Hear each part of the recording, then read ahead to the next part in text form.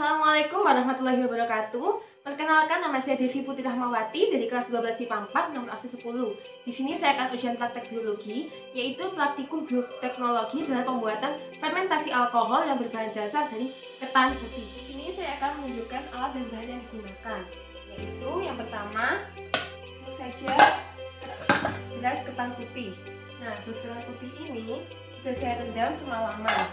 Jadi kita cuci bersih, lalu kita rendam selama semalaman. Lalu ada ragi, ini ragi.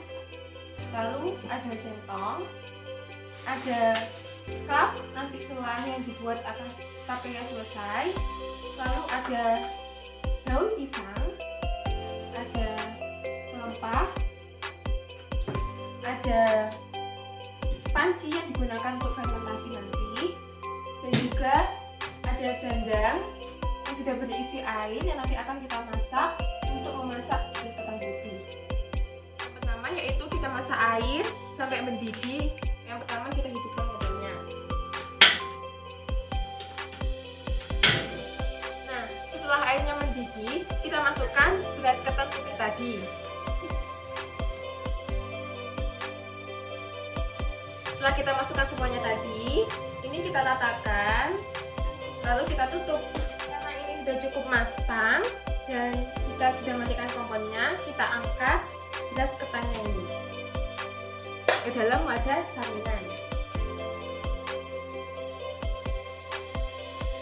Nah, gelas ketan tadi ini kita siram dengan air dingin sampai merata.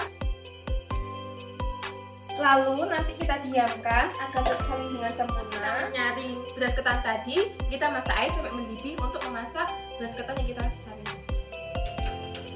Nah, karena air sudah mendidih, kita masukkan gelas ketan yang sudah kita saring tadi karena airnya sudah tersaring dengan sempurna. Nah, ini kita ratakan sampai rata. Lalu ini kita masak selama 25 menit. Gelas ketan ini sudah matang, karena sudah 25 menit kita matikan kompornya. Lalu kita angkat. Nanti gelas ketan ini kita taruh ke dalam ke wadah tempe yang sudah dialasi dengan. Nah, ini gelas ketan yang kita angkat dari kompor tadi, kita taruh ke dalam tempe yang sudah dialasi dengan daun pisang.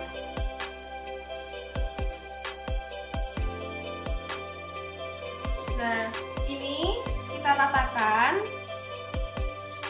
kita tunggu sampai benar-benar dingin. Sambil menunggu ketannya itu dingin, saya di sini akan menumbuk ragi. Nah, sebelumnya ragi ini saya jemur di bawah matahari agar raginya kering. Kita tunggu sampai lalu sudah dingin. Nah, kita siapkan tempat pancian tadi, kita lapisi dengan daun pisang. Ini harus rapat kalau melapisinya, agar jangan sampai ada celah-celah, karena ini digunakan untuk fermentasi beras ketan putih. Lalu ketan putih ini kita kasih lagi sedikit demi sedikit agar merata.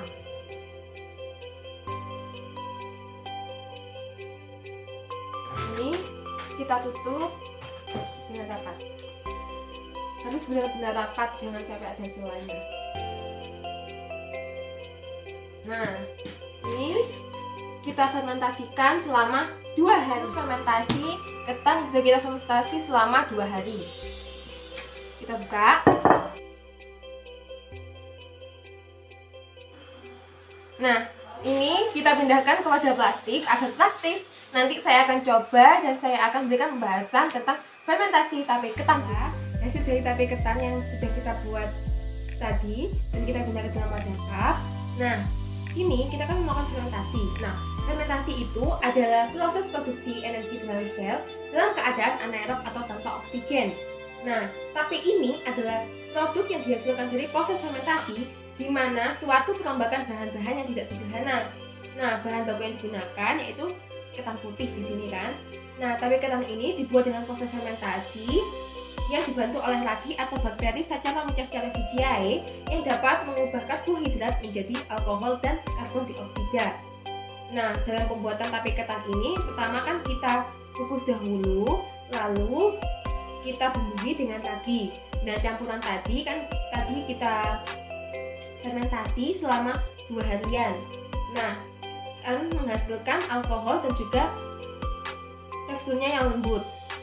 Lalu dalam fermentasi tape ketan ini terlibat beberapa mikroorganisme yang disebut dengan mikroba perombakan pati menjadi gula yang menjadikan tape ketan pada awal fermentasi rasanya manis dan berubah menjadi alkohol karena pengaruh adanya bakteri Ascorbyl aceti atau mengubah alkohol menjadi asam asetat. Nah, reaksi dalam fermentasi tape ketan ini adalah glukosa yang merupakan gula paling sederhana. Melalui fermentasi ini menghasilkan etanol juga, dan reaksi fermentasi ini yang dilakukan oleh ragi dan digunakan pada produksi makanan. Fermentasi ini sangat berguna oleh sel saraf, sel otot, dan pencernaan karena mengandung berbagai bakteri yang bisa dikonsumsi. Namun, konsumsi tape yang berlebihan menyebabkan infeksi pada darah dan gangguan pencernaan. Dan juga dalam pembuatan tape ketan ini ada beberapa faktor yang dapat menyebabkan prosesnya itu tidak berlangsung secara sempurna. Yang pertama yaitu peralatan yang kurang higienis. Yang kedua, raginya yang sudah lama. Yang ketiga, pencucian dalam beras ketan tadi itu tidak bersih. Yang keempat, penutupan ketan pada saat proses fermentasi itu ada celahnya atau tidak rapat.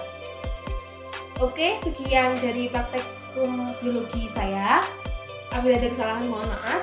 Wassalamualaikum warahmatullahi wabarakatuh.